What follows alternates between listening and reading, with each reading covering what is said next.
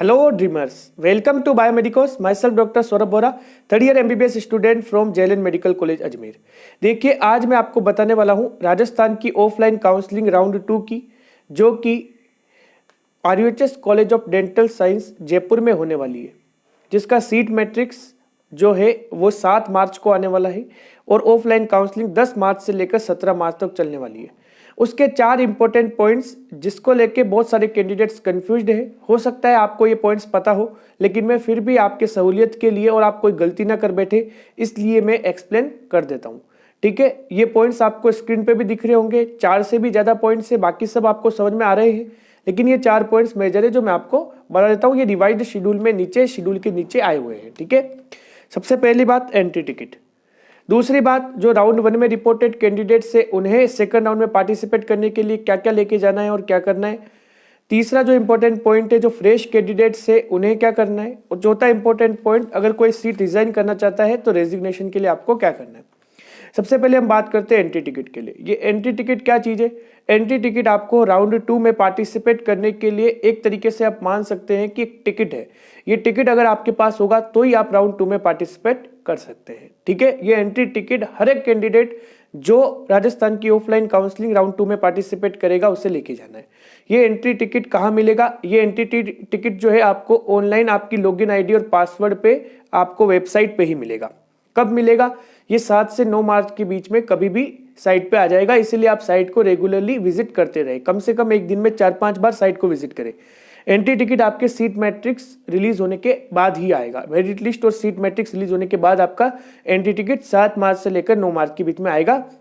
Login ID और password डाल के आपको वो एंट्री टिकट डाउनलोड करना है, उसकी 2-3 फोटोकॉपी करवा लेनी है और वो एंट्री टिकट सभी कैंडिडेट्स को लेके जाना है। अगर कोई भी कैंडिडेट एंट्री टिकट नहीं लेके जाता तो उससे फिर काउंसलिंग में पार्टिसिपेट नहीं किया करने देंगे। ठीक है, दूसरा इंपॉर्टेंट पॉइंट, ऐसे कैंडिडेट्स जो फर्स्ट राउंड में जिन्हें सीट मिली है उन्होंने ज्वाइन कर ली है, राउंड 1 में रिपोर्टिंग कर ली है, अब उन्हें राउंड 2 में अपग्रेडेशन करवाना है या अपने कॉलेज को चेंज करवाना है, तो ऐसे कैंडिडेट्स को क्या लेके जाना है। क्योंकि उनके डॉक्यूमेंट्स पहले से ही राउंड 1 में अलॉटेड जो कॉलेज था वह सबमिटेड है, तो उन्हें राउंड 2 में पार्टिसिपेट करने के लिए क्या क्या डॉक्यूमेंट्स लेके जाने हैं। देखिए, उन्हें एंट्री टिकट तो लेके जाना ही है। एंट्री टिकट के साथ उन्हें 2 मेजर डॉक्यूमेंट लेके जाने हैं। सबसे पहला राउंड 1 का अलॉटमेंट लेटर और दूसरा फी रिसिप्ट। आपने जो फीस जमा करवाई है उसकी आपको एक रिसिप्ट मिली होगी। देखिए, बहुत सारे कैंडिडेट्स ऐसे हैं जिन्हें कोई फी रिसिप्ट नहीं मिली कॉलेज की तरफ से, तो उन्हें जो डीडी उन्होंने जमा करवाया है उसकी फोटोकॉपी आपको लेके जानी है। बहुत सारे कैंडिडेट्स ऐसे भी है जिनके पास उनके डीडी की फोटोकॉपी भी नहीं है, तो उन्हें कोई भी ऐसा प्रूफ लेके जाना है जिससे वो ऑफलाइन राउंड काउंसलिंग वाले जो अथॉरिटी है उन्हें ये पता लग सके कि आपको राउंड 1 में कॉलेज मिला था, आपने ज्वाइन किया था और फीस भी जमा करवाई थी। क्लियर, ये सब आपको लेके जाना है। ठीक है, तो इसके बाद हम बात करते हैं थर्ड इंपॉर्टेंट पॉइंट की, जो फ्रेश कैंडिडेट्स है या फिर ऐसे कैंडिडेट्स जो राउंड 1 में उन्होंने कॉलेज भरे थे लेकिन उन्हें मिले नहीं थे। तो वो फ्रेश कैंडिडेट्स हो चाहे राउंड 1 में एक बार काउंसलिंग करवा चुके हो लेकिन कॉलेज नहीं मिला हो, ऐसे कैंडिडेट्स को अपने सारे ओरिजिनल डॉक्यूमेंट्स लेके जाने हैं। वो ओरिजिनल डॉक्यूमेंट्स आपको इन्फॉर्मेशन बुलेटिन में मिल जाएंगे। कौन कौन से डॉक्यूमेंट्स से मैंने वीडियो भी बना रखा है, लिंक आपको डिस्क्रिप्शन में मिल जाएगा।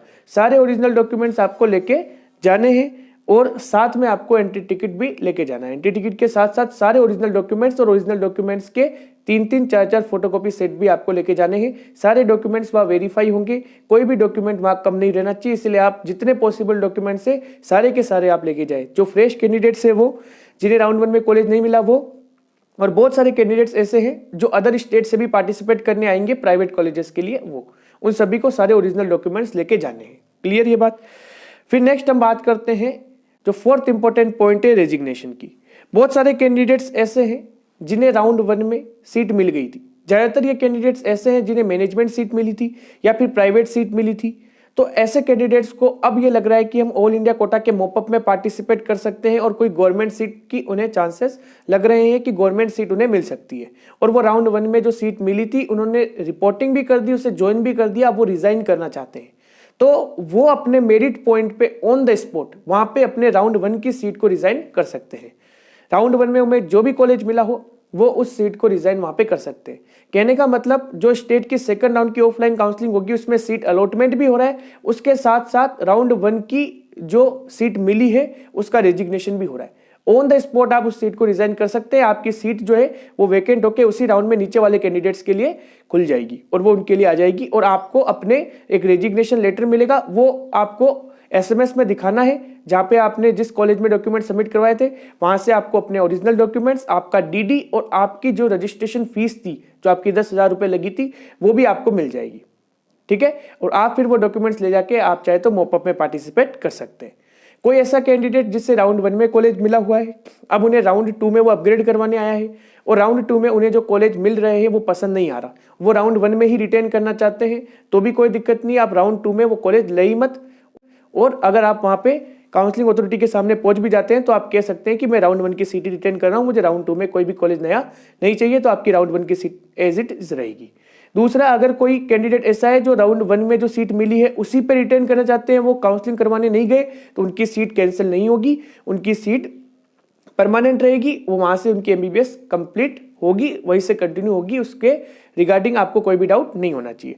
तो आप, मेरे कहने का मतलब है कि ऑन द स्पॉट जो मेरिट पॉइंट होगा आपका, उस पर आप वो सीट को रिजाइन कर सकते हैं अगर चाहे तो, राउंड 1 की सीट हो चाहे राउंड 2 की सीट हो।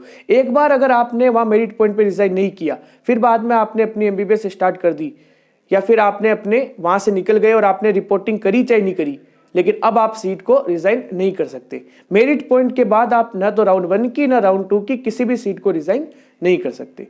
तो ये 4 मेजर पॉइंट्स थे राजस्थान की काउंसलिंग के रिगार्डिंग जो मैंने एक्सप्लेन कर दिए। और भी आपको कोई डाउट हो तो आप कमेंट सेक्शन में मैसेज कर सकते हैं। Thanks for watching the video. Please like, share and subscribe.